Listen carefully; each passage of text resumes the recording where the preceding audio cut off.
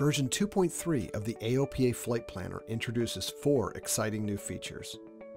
To assist with long cross-country planning, we've created a predictive fuel warning system that displays color-coded sections of your route based on fuel reserves.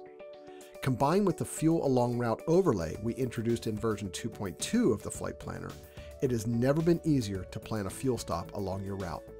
Another new feature is based on a popular member request, the ability to email the navlog. Version 2.3 now has this capability, but we took it a step further. In the navlog email, we have included links that will allow you to open your planned route in 2 of the most popular EFBs on the market, with more in the works. The EFBs we support in this release are 4Flight Mobile and WingX Pro. Simply view the email on the same device where the EFB app is installed, and you can send the route to the EFB with one tap. We've also redesigned the Edit Route window to make it easier to use. Instead of a pop-up window with 2 individual tabs, we've consolidated everything into one sidebar that can be collapsed when it's not needed. One simple click and it expands again for easy access. In this video, we'll take a look at these new features and demonstrate how to use them. For convenience, we've included jump links in the description below that will allow you to go right to the section of the video tutorial for each feature demonstration. Let's get started. To demonstrate the predictive fuel warnings, we'll first load a longer cross-country route that will require a fuel stop.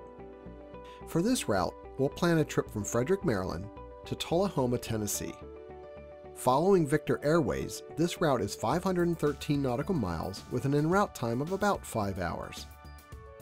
As we see here, the Flight Planner presents a magenta line for the entire route of flight. In the previous versions, we would have to view the navlog and evaluate the remaining fuel and available range to determine if a fuel stop is needed. The new predictive fuel warning system allows us to make this determination easier than ever before. Now we can visually see fuel zones of the route by color-coding the route line based on the remaining fuel.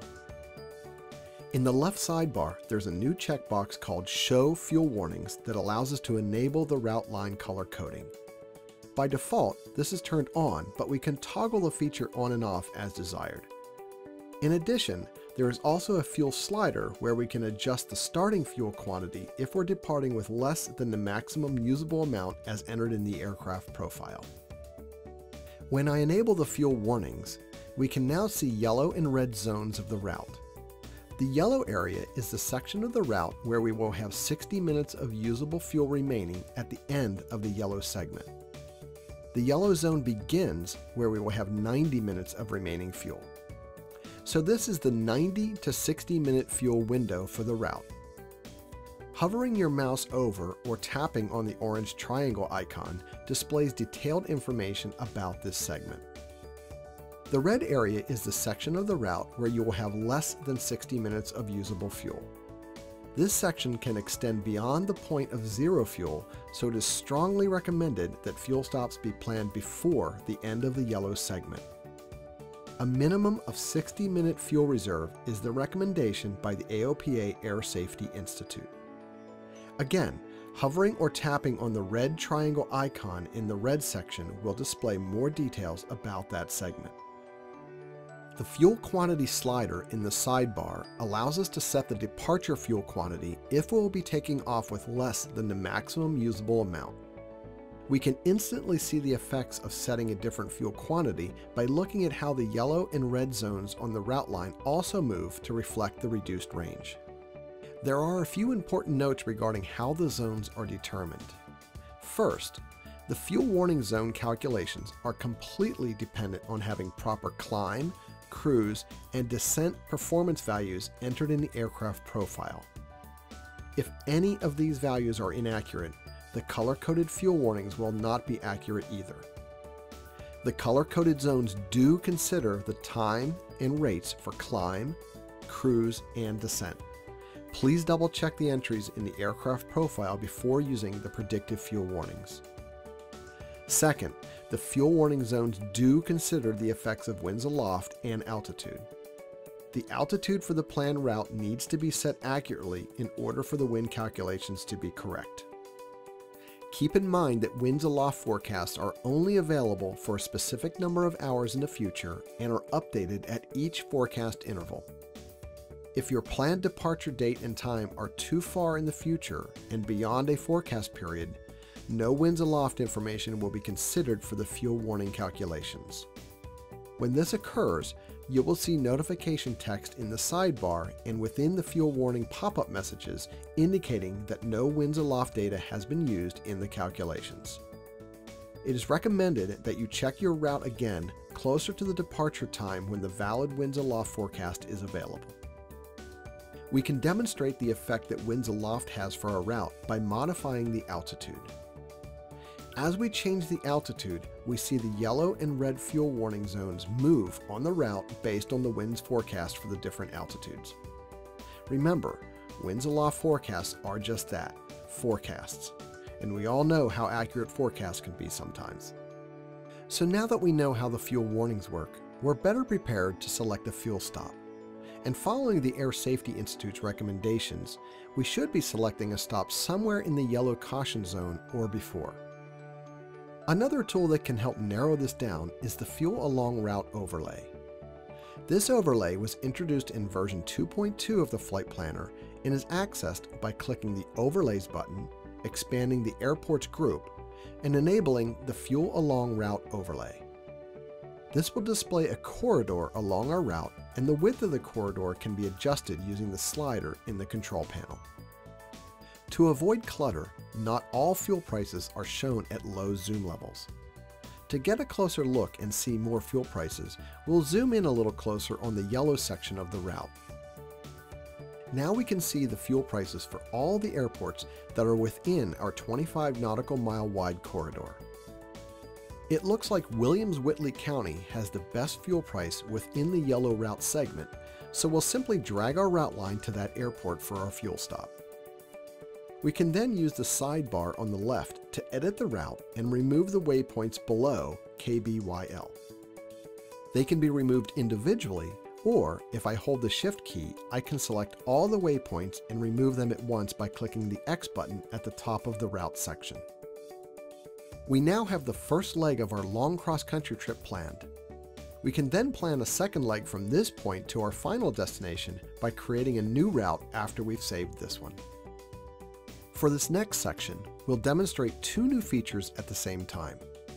These are emailing the route navlog and sending the route to an EFB. We'll use the same route that we just created. There are two ways to send the route to an email address. At the bottom of the left sidebar, you'll see a new button labeled Email, or by clicking the Route menu item, we can select Send To and then choose Email. Both methods do the same thing, so it's your preference. I'll just click the button at the bottom of the sidebar.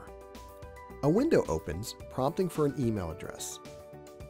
If you have a default email address linked to your AOPA membership record, then that email address will be automatically populated in the address area. If you don't have an email address on file, or you would like to send the route to a different email address, you can manually enter that address into the address area. If you want to save the email address to be used as a default for future navlog emails, you can check the box next to Save Email as Default. Note, this will not change the default email address linked to your AOPA membership record.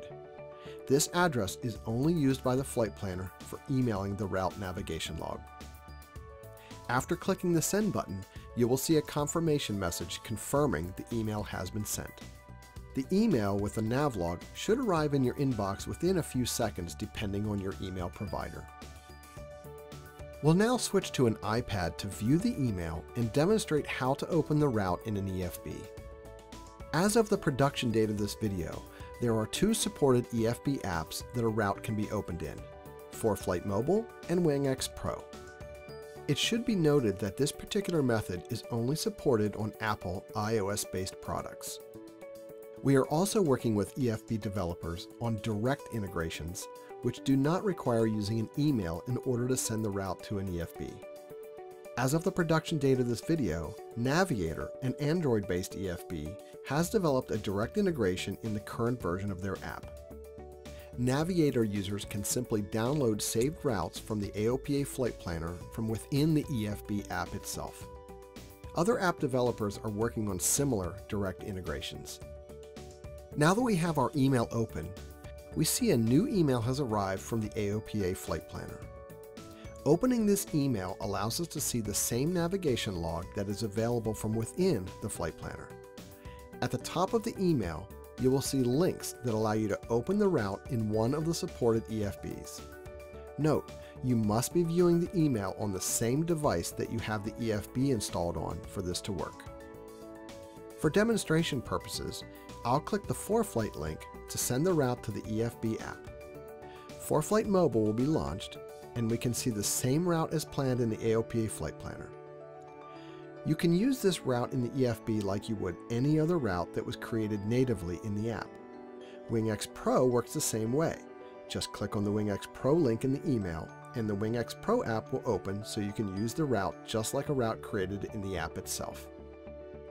The last new feature we'll cover is more of an enhancement than a new feature, but it simplifies the interface and provides some new controls for assisting with flight planning. In previous versions of the Flight Planner, the Edit Route window was a pop-up window comprised of two separate tabs, one for the route details and one for the flight details. Since this required switching back and forth and having to open the window manually, we have consolidated the tabs into a collapsible sidebar.